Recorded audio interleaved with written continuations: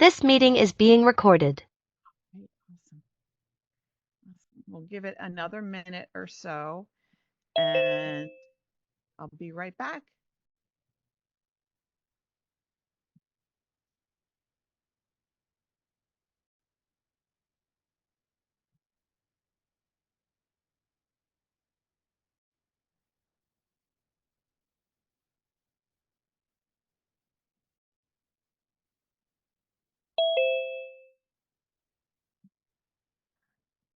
Okay.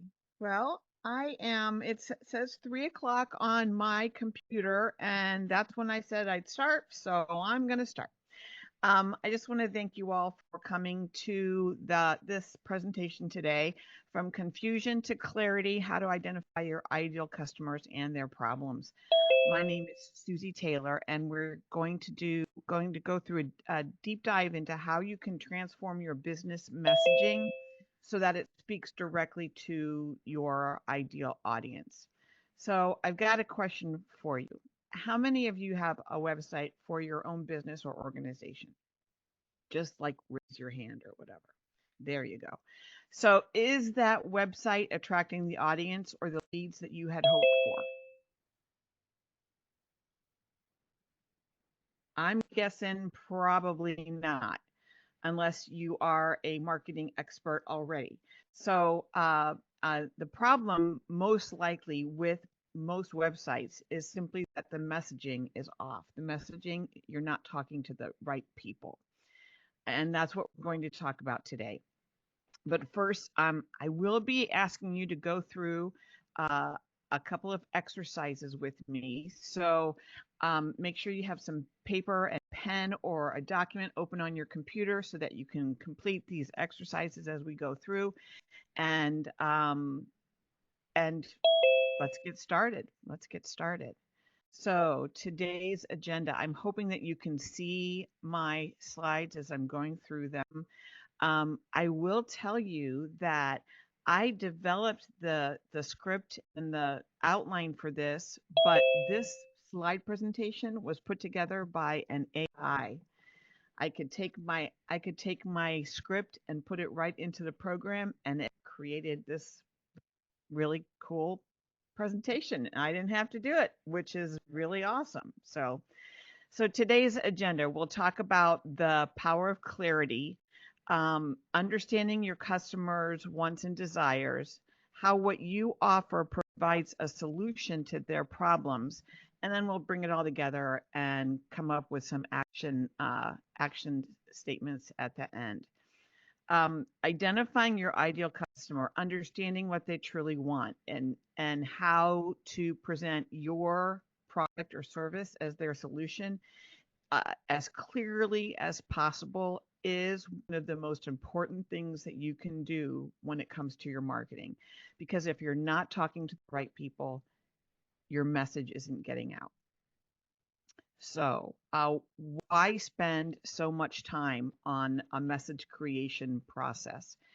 That's exactly why. If you get this part wrong, you'll be talking to the wrong people and your message won't land. So, let's go ahead and we'll get started. First thing, talk about clarity. Why is clarity so important?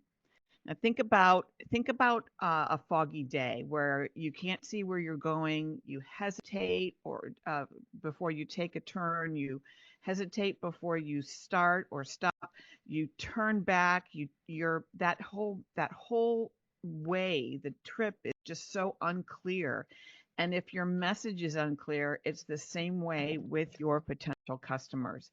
But when your message is clear, it's just like that fog lifts right off, and you know exactly what to do and where to go. Your customers then know exactly what to do and where to go. This clarity, it builds trust and it makes your audience feel confident that you can help solve their problem. So I'm sure that many of you have heard of the whole know, like, and trust factor. Marketers today are talking about EAT, EEAT, experience, expertise, authority, and trust. I've also heard this described as curiosity, enlightenment, and commitment. And this is how you do that. You remove confusion, and that builds a clear trust with your customers. You're offering clear communication about what you offer and what you expect them to do and the steps that they should take. Uh, you also go through and develop a very effective value proposition. So what's a value proposition?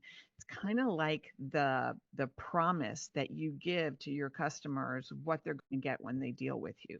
So Uber's value proposition is the smartest way to get around. Apple's is the experience is the product. Um, so so that when you create a value proposition that is clear and understandable, your customers know exactly what they get from you. Um, and that builds trust. It gives them the opportunity to get enlightened about you and to decide to commit to spend money with you. So, how do you identify your ideal customer? Um, this there's people do this in so many different ways. Um, and one of the first things that I think of is think about yourself before you found the product or service that you are offering right now. In all likelihood, your customers, your clients, ideal clients are you before you got this product or service that you're using right now.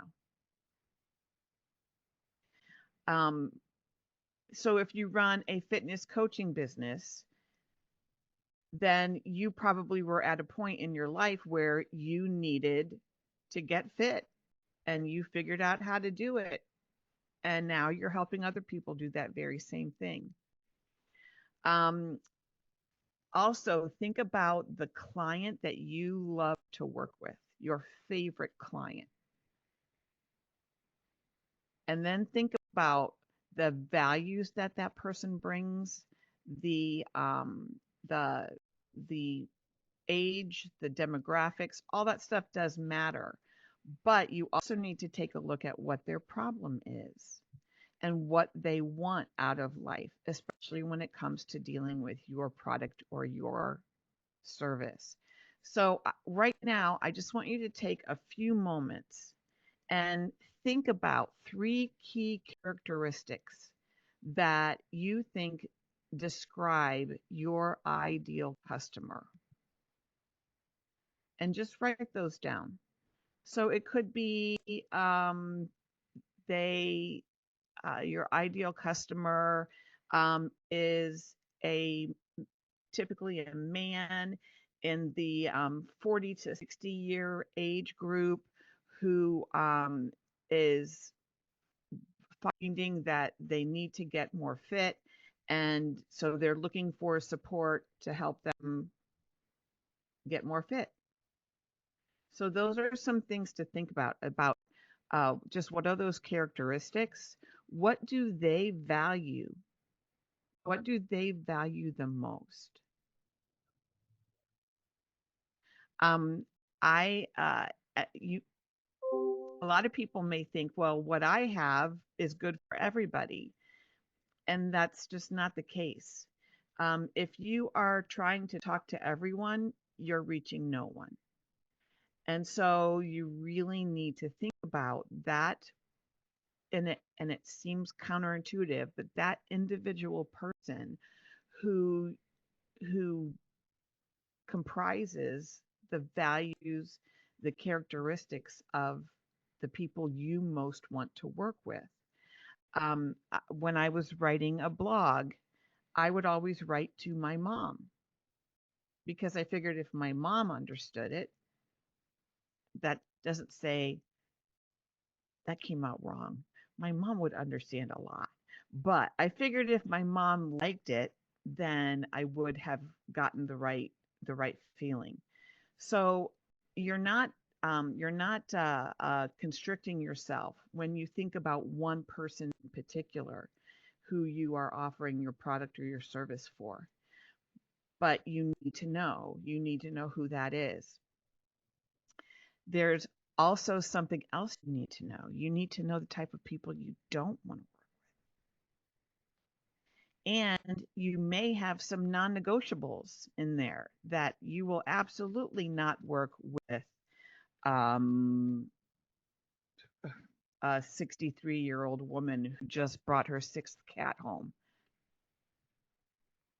which is me. My husband's stuck with that. So, uh, but there are probably some non-negotiables, people that you absolutely do not want to work with. But and if you identify those folks, then you'll make sure that they get a, when you go through your discovery process, they will drop out of that. Some people get upset because so and so unsubscribed from my list, or so and so didn't got angry with something I said. That should be looked at as a benefit, a positive thing, because those people are most definitely not part of your ideal audience. And you don't want to waste your energy talking to people who are not part of your ideal audience. So take some time to think about the key characteristics of your ideal customer. Think about the things that you love about your favorite customer, and also identify the things that you just will not stand in someone who you're working with. I was dealing with someone a few months ago, and her non-negotiable was, don't lie to me. If you lie to me, then that means our relationship isn't what it should be. So think about those types of things, the demographics, their needs, and their values. Um, now, now that you've sort of looked at some characteristics of your ideal customer, start thinking about that person, that specific person. Um, this is something that will change over time. It's not static, it's fluid. And as you grow, as you change your business, your ideal client will change as well. So you need to always be thinking about this. Write down who you think your ideal customer is. Do you deal mostly with men? Do you deal mostly with women? Do you deal with teenagers? Do you deal with seniors? Do you deal with high profile executives? Do you deal with high profile athletes? Those are the types of things you need to just take some time to think about right now.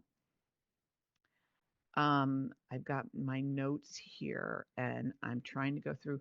So your business, your time is just way too important to spend it on someone who you just don't connect with. You want your people, your tribe, to be the people who look to you as their guide, as the person who's going to lead them through whatever problem it is that they're having, so that you can get them onto the other side of that problem and guide them to a solution. Your your message has two primary purposes. One, to attract the people you want to work with, and two, to repel those people you don't want to work with. And that'll automatically qualify people. They will self qualify, they will qualify themselves. Okay. So, first of all, any questions or any comments or thoughts at this point? Just unmute yourself and speak up if you've got anything. All right, awesome. I will keep going then. So the next thing you need to think about is understanding your customer's desires. What does your customer really want? They're not out looking for specific products or services. They're looking for solutions. They're looking for solutions. Will your service or product provide a way for them to get to a positive, uh, a successful finish? Um,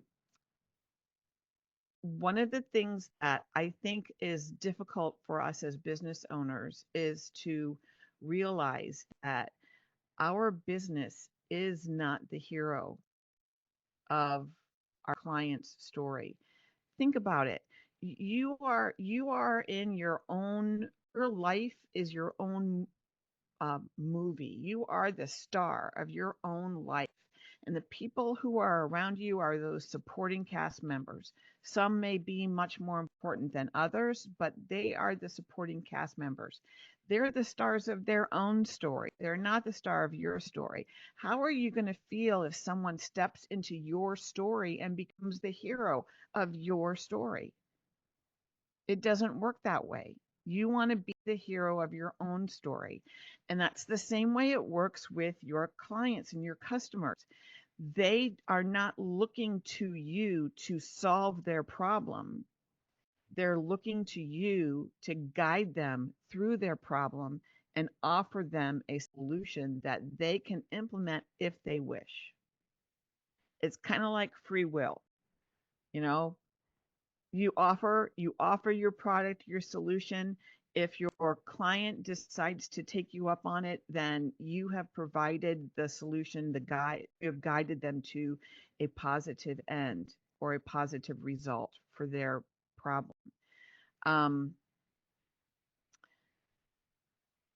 so right now, think about three problems that your clients might have that is something that you could solve.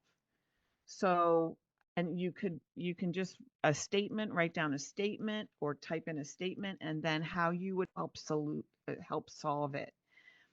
Um, think too about benefits instead of features. One of the things that we also think of as business owners is we put forth the features of our products and services. Um, you will have blogs every week that are between 500 and 1,000 words long. They'll be written with SEO in mind. They'll follow along with your content calendar. We'll also provide social media posts for you as well. Those are features. The benefits to that is we will provide new, fresh content that Google will see on your website, and we will aim for that content to appear high on a search engine results form. There are three fundamental truths about selling. One, people don't want to be sold. Two, people don't buy things for logical reasons. They buy things for emotional reasons. But number three, once they decide to buy, they have to have that logic to justify that purchase.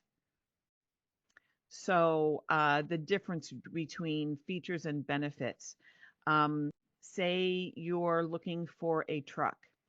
My son just bought a Ram 2500 with a I all I know is he's using it to travel across the country so he can get to his dog kennel that he's working for in the winter so he can take people for dog sled rides. But it had to be able to carry a tent. It had to be able to carry several different fuel containers. So features would be a rack, a Hemi engine, um, a, um, tow bars, a winch in the front.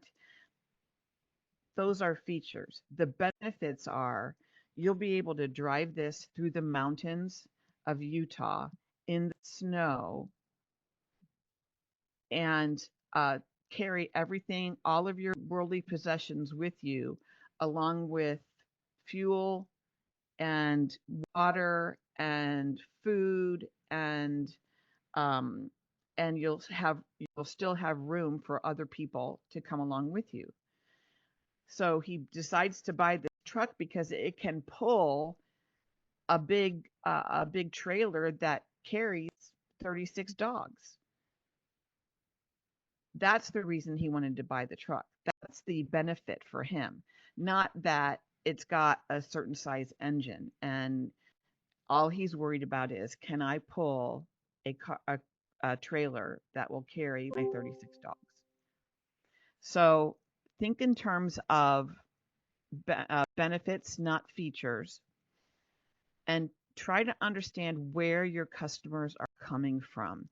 What what do they want?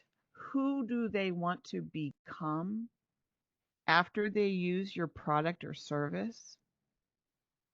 And how are you going to help them get there? So we'll move on. Um, some of you may have heard about something called a customer journey. And that all that is figuring out where your customers come from and how they learn about you, how they become curious about you, how they become enlightened about the service that you offer, and how they get to that point where they commit to actually purchasing something from you. So there is a very specific journey, and that's something that you also want to consider. Um, these are all questions, and there's so many of us here. I'm trying to see how many of us are there. We've got 14 folks here. I wish that we had time to be able to go through everyone, and everyone could say, "This is my client. This is what I sell. This is the problem that they have." So that's why I really want you to sit and think about these things, because you will have a much better idea of who those people are than anyone else. Um, I would suggest too that maybe you find someone you can brainstorm with. Ben and I were just talking about this before we started, that it's so easy to do this for other people. It's not the Yep. easiest thing in the world to do for yourself, for your own Yep. business. So it might make sense to find a buddy that you can, who maybe doesn't know your business, and then you explain to that person what it is that you do, the services that you offer, the products that you provide, and and that person might be able to have a clearer viewpoint, a clearer uh, view of your business, and um, can maybe help you see who those people are and what their problem really is. So, say you're looking for a mattress, okay, and you go into the mattress store, and the salesperson comes up and says, um, "Yeah, how can I help you, sir?" I need a mattress. Oh, okay, okay. Well, over here we have our spring mattresses. Over here we have our memory foam. Here are the king size, the queen, the full, the twin. This is a tall twin, um, and goes through all of the features of the mattresses that they have to offer. That doesn't help you solve your problem of, my back hurts and I need a new mattress. But if the salesperson comes up to you and says, "Oh, you need a new mattress. Are you having trouble sleeping? Why? Why do you need a new mattress? Have you tried these other types of mattresses?" Well, let me give you our pamphlet on how to choose a mattress, how to choose the mattress that's best for you. And then we'll talk about it. Let's go sit on this bed, on this mattress over here. We can talk about it. So that customer, or I'm sorry, that salesperson figured out what your problem is before they tried to sell you anything. Um, that's that's how to think in terms of providing your services or your products to your clients. Um, so we bring it together here. We've got there's an intersection of what your customer wants, what their problem is, and the service that you offer. And where those things all overlap, that's your sweet spot. Um, how do you come up with that? How do you decide what that message is? Well, you can, oh man, this is what happens when when you're old. Or my granny always said, don't ever get old. The thoughts just get right out of your brain as you're talking. Um, so, so you go through and you figure out the what your customer, who your customer is, what they want, what their problem is, and then you compare that to the services that you offer, and where those spots intersect. That's where you can focus on developing your message there.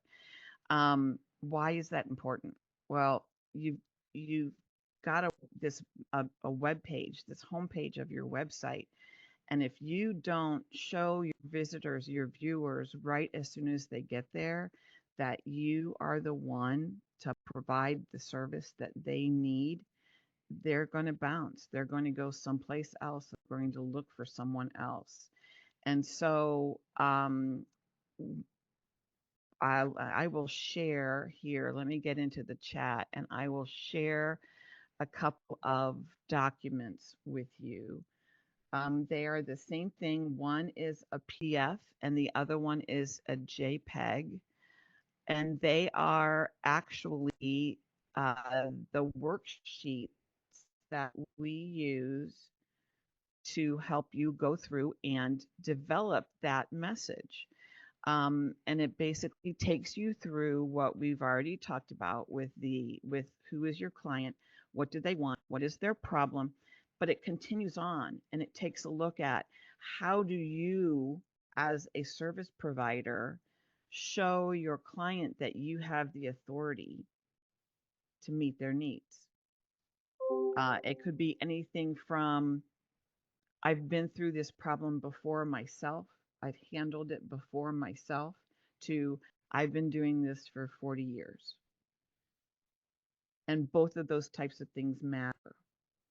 Now, that's the type of information that you might put on an about page on your website, but it's not necessarily about you. Your about page on your website is more about how you serve your clients. And then when you tell on that about page that I've been doing this for 40 years, that's what builds credibility for your audience so that they know this person knows what he's talking about. Um, and uh, and I'm guessing that your clients probably have more than one problem, which means that you need to create more than one message. Now, how do you use this? How do you use these messages? It's usually maybe a couple sentences. Well, that message can dictate to you the message on your homepage. It can dictate to you an entire series of nurturing emails. It can dictate an entire lead generation, lead magnet creation. It can be a part of your content calendar for your social media posts. And I was talking with someone about she's a coach who helps de-stress, helps women de-stress. And we were talking about she can use her one-liner, her message, to create 52 weekly emails, which will give her clients another way, another exercise, another thing that they can use to de-stress. And then for each problem that they have, you can focus on each problem for a specific period of time. Say once a month, you'll change to a different problem.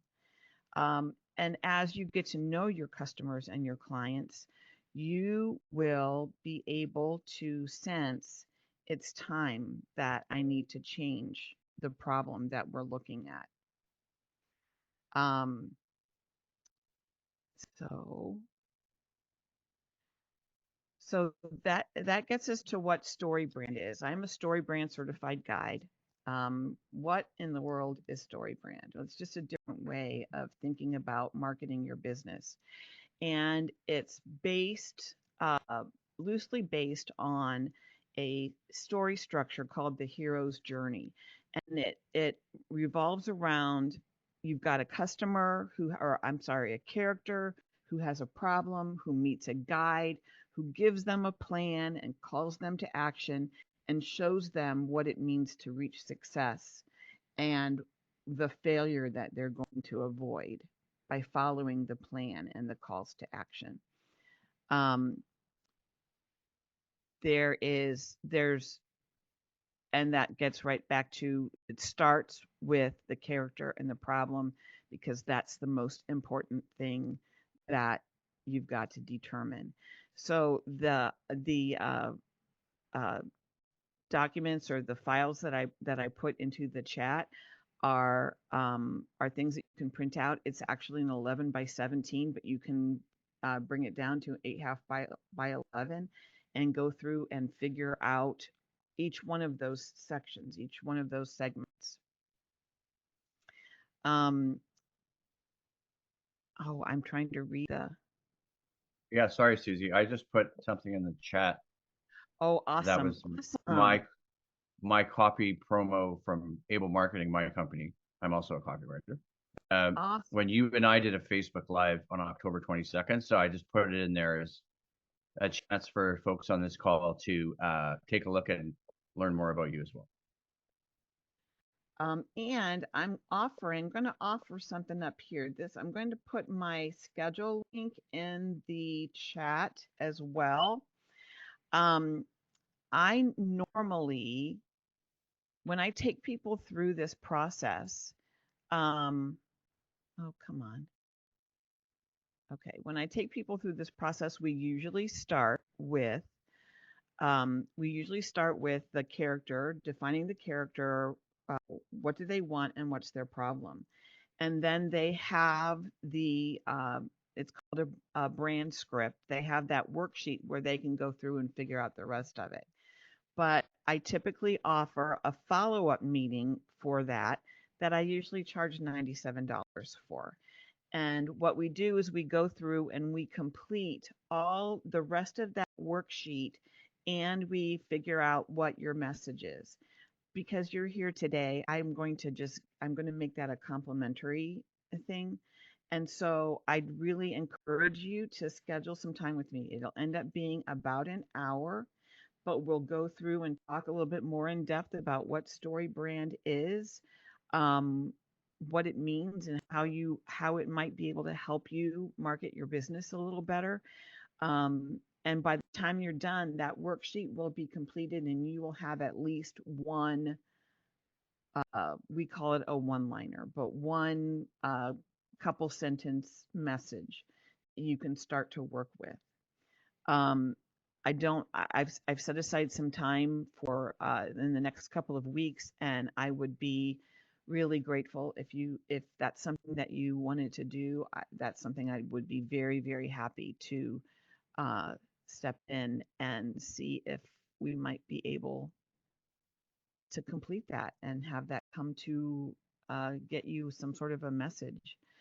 Right now, that is basically, I think I talked too fast. That's basically what I've got. Um, I'd be happy to answer any questions or comments that you might have, um, and and see how I might be able to support you in figuring out the message that you need for your business. Um, anything.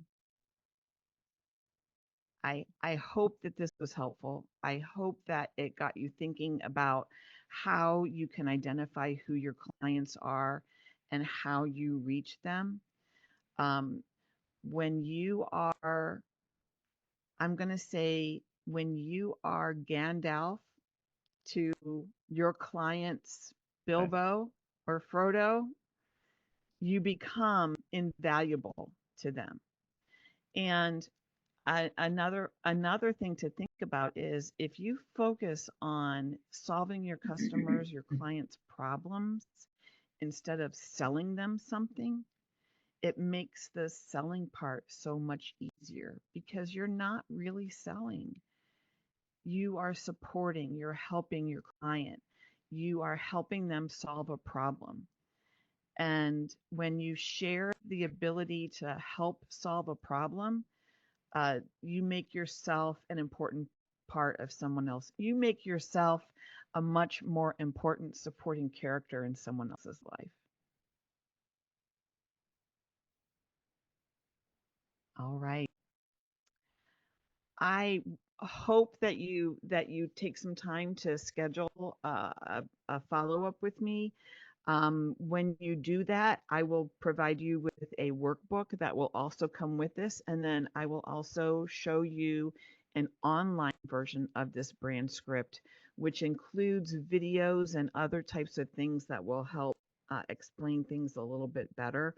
But it's a free service that StoryBrand offers, and you can create as many of them as you want. So if you have 4 problems that you think your clients are trying to solve, you can go through this process 4 different times, 1 time for each problem. Denise, yes. Hi, Susie, and thank you. I think this was very valuable. My question is to the points that you were making about the characteristics of your client, looking at your ideal client. When you're first meeting a person and trying to kind of go down the rabbit hole of, what this client needs, what I have to offer, really kind of balance out the characteristics of a client. Do you suggest or maybe have means of doing that outside of, for example, what's called the discovery call, like maybe if on your website putting a questionnaire or something like that, and how you would evaluate that questionnaire, so to speak? Absolutely. I have an introductory discovery form that when someone says that they want to work with me, like really, let's get down to business and start developing and messaging. I have a form that I ask them to fill out, and it goes everything from what's your website to what do you value. Um, who are the people you're trying to reach, all of those things, so that I have a much better idea of someone before I start to talk to them. And if you can create the same type of an intake form type of thing, it will help you get a better introduction to the people who you are meeting through. I mean, if someone's on your website and they just decide, yes, I'm going to book a call with you, Denise, um, and you don't know who they are, Right. having some sort of an intake form would really be able to give you a heads up and a head start on how you can talk to that person. And it might even give you a really good idea of whether or not this person is really your person. And then you would be able to, during that call, be able to say, I really don't think that we would have a great fit, but I do know another another high performance um, uh, coach who I think you would mesh with. Okay. And um, I I believe that there's plenty of work out there, plenty of business out there for all of us. And the people who appeal to Ben would probably may not appeal to me, or the people who appeal to me may not want to work with Ben. I can't see why because he's great, but um, uh, but there's room for all of us. There's work for all of us, and if we look out for each other, if someone doesn't mesh with you, you've got to know somebody else in your industry who they will. Mm-hmm.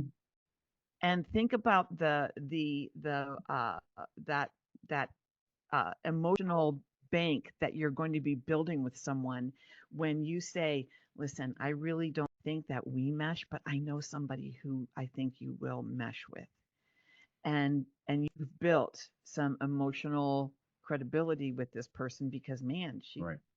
she didn't have to do that. Yeah, And I've really been working on the intake form, but because I have different levels of clients and different Mhm. types of clients, I started narrowing each one. So for example, if this is your, your line of work or your expertise, or this is, the area you want to discuss, fill this form out or this form out or this form out. So, um, yeah, I was wondering, like for example, would you keep it to 10 questions or less, or maybe more than 10 questions? I think that would okay, here's a real Depend on the definitive scope. answer for you. It all depends. Um, It depends on who you're talking to. Like if you're talking to a high school athlete who's trying to figure out a college that he or she might want to go to see if there is a program that would fit into their program, you would have different questions for them. right. If you're talking to a college athlete who's trying to take the game to a different level, there are different questions there. If you're talking to a pro athlete who wants to take his or her game to a different level, there are different questions there. So it Mhm. might be some way that you could differentiate people and say, if you are a high school athlete, click this button. If you are a college athlete wanting to increase your abilities or in, uh, focus on your mindset, click here. If you are a pro athlete, click here. It might be something that you could help them self uh, segment themselves Mhm. from the very beginning. Okay. Okay. Thank you. Thank you. Sure, sure. Ben, yes. Yeah, I just had a question. I'm going to raise my hand, Susie, because you talked about the story brand framework, and you and I talked about it in our chat that we did. But is it Donald Miller's Building a Story Brand? Yes, it's Donald Miller building a story brand. Okay, thank you. Um, Thank you. he's coming out with a updated second edition, and it will be available January 7th. It will include pretty much the very same information that the current story brand book includes, but it will Okay, also include information on using AI in your business. And the thing about the first building the story brand, when he wrote that, the story brand certified guide program was not available. And so in the I second see. edition, he'll be able to describe ways that you would be able to better use the services of a story brand certified guide. Um, I just can't wait. I just can't wait until the new edition comes out just to see what he's suggesting we do with AI. And it's become a real fun thing for me to play with. I know Mike, we do that with Jacob in the 80/20, going Oh yeah, through and right. seeing all the different Little things Jacob. that come along that you can come up with in Chat GPT, and there's Cove and Perplexity, and it's just so many. Gamma is the program that I used to create the presentation. Um, Gamma. Okay. and Perplexity is a new way to do some searching, and uh, it gives you all the sources that it uses to come Right. up with answers to your questions. And then when you're done, you can create a web page based on what you searched for and then share that web page with other people, That's crazy. which includes all of the sources and everything else in there. So, well, if you've got any other questions, if you let me stick my email in the chat as well. And let me make sure I spelled it right. And I'd be happy to discuss anything further with you. Um, I'm pretty, I'm, I think I'm pretty available to whatever your schedule might be, or And I'd really just like to get to know you a little bit better and see if there's some way that I could serve you. So if there's nothing else, thank you, Thanks, Susie. thank you so much for being You here. guys. I really appreciate it. And I'll be letting you know the next webinar. I'm not exactly sure what it is or when it will be, but it'll be sometime in December. So I'll be letting you know all that. Yes, Denise, did you have a question? So to schedule with you, we just send you an email? You can do that, or you can in the chat. I put the link that would take you directly to the follow-up link. Um, but if you just want to email me, I can send that link to you through email. Thank you. Thank you so much. Thank And you I so enjoyed, much. I always get so much from your webinars. Thank you. Oh, thank you so much, Denise. Thank you for being here, Tanya. I really appreciate it. And Mike, Thanks, thank Susie. you. You guys Thanks, take Suzie. care. I'll see ya. Bye-bye.